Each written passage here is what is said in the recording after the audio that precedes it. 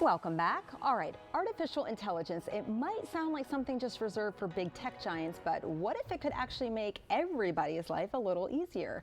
Well, from planning dinner to helping kids with homework, our next guest says families can tap into AI to reduce stress, save time, and bring a little more balance into our busy lives. Jeremy Fain is the CEO and co-founder of Cognitiv, and he's here to share more. Welcome. Thank you so much for being here. Thanks for having me. Yeah, I'm so glad you're here because AI is everything we talk about. But most of us are hardly using it at all, just kind of scratching the surface. But you say families can really tap into that. You know, what should parents be looking at in terms of AI? Well, I think first of all, AI should be seen as a technology that gives you more time, more ideas, more efficiency, right? So it can't yet drive your kids to soccer practice. It can't make the dinner, but... Well, it can't make the dinner, but it can tell you based on what you have in the fridge, can you make something quickly? You ran out of time, you had to work late, you couldn't get home in time. What can you do tonight? There's a lot of other options too. So I'm assuming, I mean, as parents, we juggle a lot, right? We're all over the place. How does that help take the stress off? And how can you start using it so that, well, I'm stressed out, I don't know what I'm doing with this AI. How do you start using it to now it's helping you? Well, I think one of the bigger things I see a lot of is that parents aren't really able to, they don't feel like they can help their kids with homework anymore. That takes a lot of time. The math. And they try, that's right. And they try to learn what the kids are learning, and that takes a lot of time.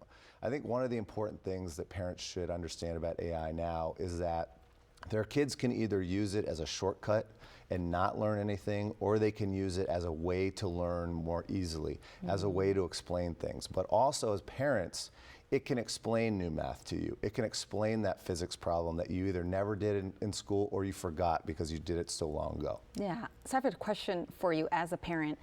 My son wants to use it. And I'm like thinking, you're supposed to be studying whatever the teacher told you, but you just want to get the cliff notes here on AI. Like, what is your opinion on that? Let them, I mean, again, I don't want him to use that as a crutch and not actually learn, but he says he's learning better. I think that I'm a little bit old school, and I think that you should read the book instead of do the cliff notes. Yeah. But it can be used by both parents and children for research purposes. So there's a lot of different tools out there. ChatGPT has one of them that's very specific to research. Adults, senior PhDs use it to really scan all of the research that exists out there, but you can also use it for writing that paper and looking for new sources, but then you should really read those sources and make sure they're real, because AI can what we call hallucinate still. Ah, okay. Kids should know that. Don't send in hallucination work, because also teachers can see if you're using AI. Well, to be clear, teachers can see if you've not written your homework at this point. Yes. I think kids have figured that out too. Yes, they have. Yes, they have. Now, for parents who aren't super tech savvy, where should they start?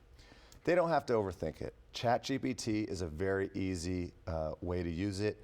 Gemini is Google's. That's built into Google search now. Even if you use Google search the way you used to use it, you'll get more information now through their AI called Gemini. Okay. Even if you use Microsoft at home, Word or PowerPoint for your own work, you can ask its Copilot AI to help you out. Okay. So there's a lot of things that are built in. Apple, on the Apple phone now has a lot of intelligence on it. Don't overthink it, just use it conversationally. That's the best part, you can just talk to it. Yeah, that's a good point. You can just talk, I mean, that's how intuitive it is. Right. You can just talk to it.